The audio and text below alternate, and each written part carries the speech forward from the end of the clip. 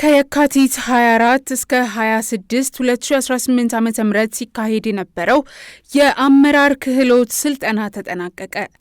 የአዲስ አበባ የሃይማኖት ተቋማት ጉባኤ ከአዲስ አበባ አመራር አካዳሚና ከአዲስ አበባ የሰላምና ጸጥታ ቢሮ ጋር በመተባበር ሲሰጥ የነበረው የአመራር ክህሎት ስልጠና የካቲት 26 ቀን 2018 ዓ.ም ተጠናቀቀ።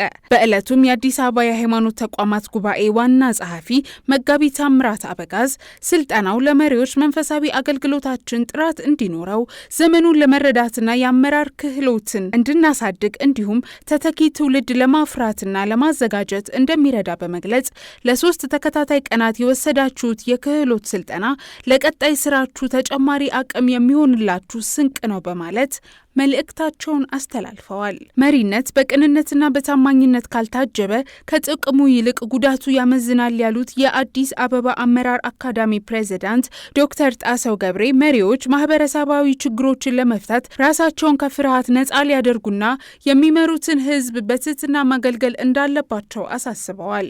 በማጠቃለያ መድረኩ የአዲስ አበባ የሃይማኖት ተቋማት ቦርድ አባላትን ጨምሮ አቶ ብርሃኑ ረታ የሰላምና ጸጥታ አስተዳደር ቢሮም ኃላፊና የሃይማኖትና የሰላም እሴት ዘርፍ ኃላፊ የተገኙ ሲሆን ስልጠናውን በአግባቡ ለተከታተሉ 200 አባቶች እውቅናና ሰርተፍኬት ተሰጥቷቸዋል።